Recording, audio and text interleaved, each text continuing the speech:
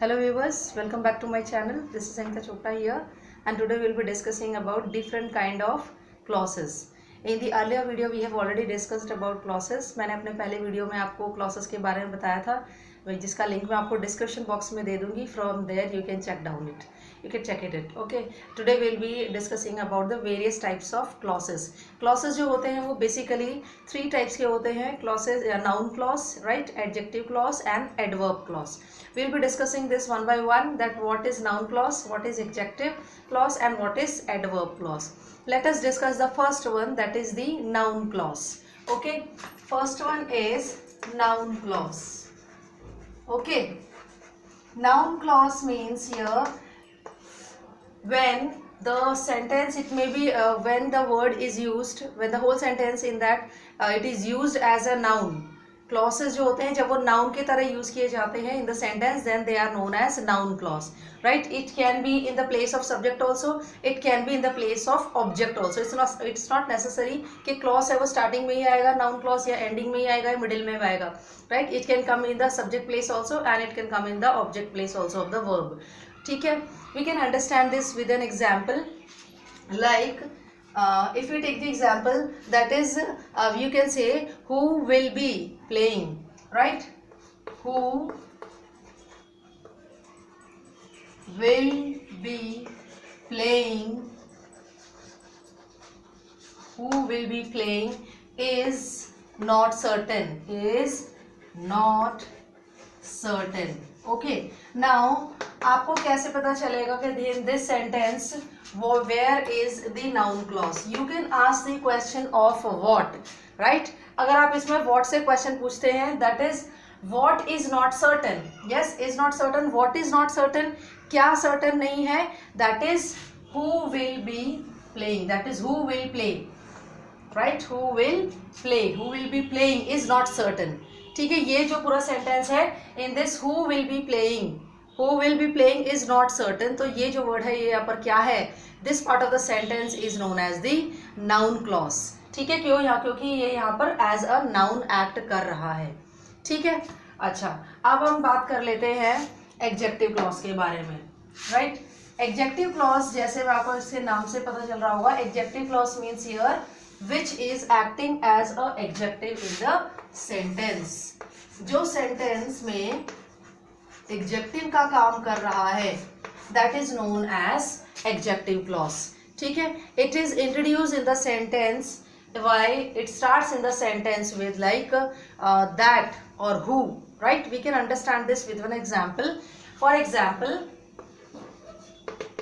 the old man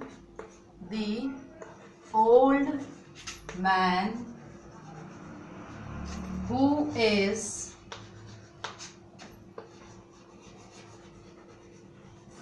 sitting on the bench is my grandfather. Okay, is my grandfather. Now यहाँ पर adjective clause इस sentence में क्या होगा?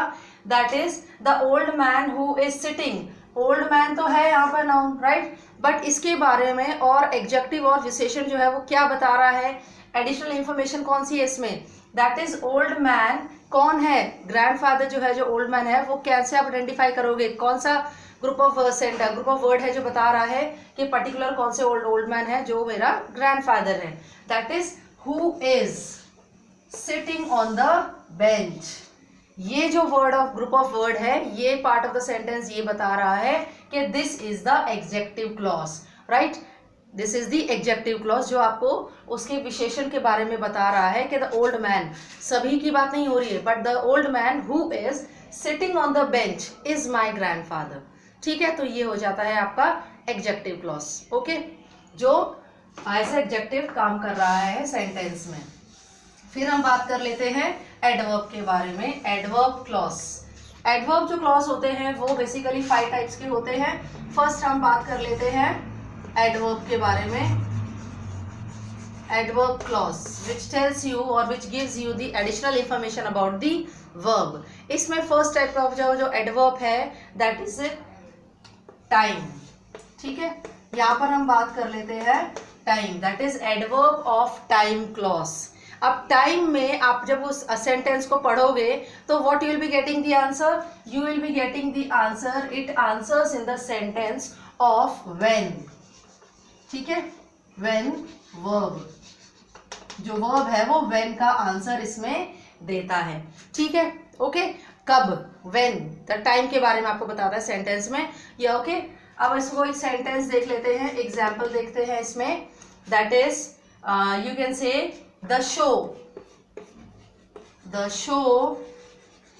Was stopped, the show was stopped when it started to rain, when it started to rain। now यहाँ पर आपको time के बारे में बता रहा है, yes in this sentence that जो शो है वो कब बंद हुआ था, when it started to rain। that means here which part of the sentence is telling you about the time clause, adverb of time clause, that is when it started to rain। ये आपको ये बता रहा है कि कब जो time की इंफॉर्मेशन है वो आपको इन सेंटेंस से मिल रही है। ठीक है, अब हम नेक्स्ट बात कर लेते हैं, दैट इज टाइम का हो गया। अब बात कर लेते हैं प्लेस के बारे में, that is adverb of place clause. Place वाला जो क्लॉज है वो आपको बताता है वेयर के बारे में, राइट। किसका आंसर आपको देता है, it gives you the answer of where verb in the sentence. जैसे कहाँ की बात आ रही है, आई, जैसे we can understand this with an example, I looked for my cat wherever, yes, wherever I could। अब यहाँ पर प्लेस जो बता रही है, yes you are getting where, place जो है वो कहाँ से आपको पता चलेगा, वेयर का आपको आंसर पर मिलता है। और usually it starts in the sentence, जो इंडिकेशन मिलता है सेंटेंस में वो आपको व्हेनेवर या हो मिलेगा, या तो आपको वेयर होगा क्वेश्चन आंसर में। ठीक है, that is whenever, wherever I looked for my cat wherever I could। तो मैंने आपको बताया इट indicates in the और it starts in the sentence with where और wherever।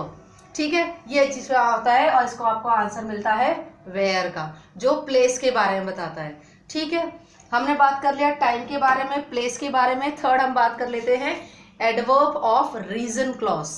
ठीक है, एडवर्ब ऑफ रीजन क्लॉज जो होता है वो आपको मेन रीजन बताता है, वजह बताता है कि वो सेंटेंस के पीछे क्या स्ट्रॉन्ग पॉइंट था या रीजन था, why that was taken place, तो वो जो एक्शन है वो क्यों हुआ था। ठीक है, उसका रीजन बताता है। Let us take one more example, right, to so that you can it becomes more clear and it gives you the answer of why. Reason जब हम बात करते हैं तो it give you the answer of why. ठीक है, why का answer आपको मिलता है सेंटेंस में। ठीक है, for example, he went to his office, he went to his office to meet his friend, to meet his friend. ना यहाँ पर रीजन बताया हुआ है, आपको बोला जाए कि you have to find out the reason behind this, the reason behind this, that is वो ऑफिस है वो क्यों गया था, राइट। अब यहाँ पर देखिए, he went to his office because, he went to office to meet his friend. अब क्या रीजन है, yes, because his friend was there in the office, yes, या in order to meet his friend in the office. यहाँ पर reason क्या है, वो office क्यों गया, that is to meet his friend, to meet his friend. Okay, वो अपने फ्रेंड से मिलने गया ऑफिस में, तो यहाँ पर आपको रीजन पता चल रहा है that what is the reason behind that. ठीक है, इसीलिए ये आ जाएगा एडवर्ब ऑफ रीजन। ठीक है, नेक्स्ट हम बात कर लेते हैं, ये जो यूजुअली स्टार्ट होता है सेंटेंस में, ये सिंस से स्टार्ट हो सकता है, yes, it can start with as और दैट। ठीक है, अब हम बात कर लेते हैं that is adverb of manner clause, that is adverb of manner और manner clause। manner, adverb of manner का मतलब होता है जो verb है वो किस एक्शन में, किस तरह वो जो एक्शन है वो टेक प्लेस हुआ, किस तरह का एक्शन था, दैट इज जिसमें इंडिकेशन होता है एज या एज इफ, राइट। मैनर इसमें यूजुअली बोला जाता है how the action was shown. We can understand this with an example. For example you can say here manner, मैंने आपको बताया that is he runs very fast as if he wants to catch a train। ठीक है, अब यहाँ पर मैंने आपको बताया कैसे पहचानोगे, एडवर्ब ऑफ मैनर है। एडवर्ब ऑफ मैनर मतलब in which the action was taken place, कैसे एक्शन जो है वो क्या किया गया था। दैट इज ही रन्स, कैसे भागा वो, वेरी फास्ट। और मैंने बोला उसमें एज या एज इफ रहेगा, that is as if. Sentence में एज इफ है, that means this sentence is telling you about the adverb of manner clause. ठीक है, लास्ट जो है उसके बारे में हम बात कर लेते हैं, वो होता है adverb of comparison. Adverb of comparison में होता है, इसमें देन होता है, ठीक है, जिसमें हम दो चीजों से के ऐसे क्वालिटीज के अकॉर्डिंग हम कंपैरिजन करते हैं। ठीक है, comparison, okay, this is adverb of comparison clause, जिसमें हम कंपैरिजन करते हैं। इसमें वर्ड्स आ जाते हैं देन, ठीक है, और आ सकता है इसमें नो, लेस देन और एज। ठीक है, comparison as, then etc. We can understand with this example like he, okay, he is, he, or you can say it is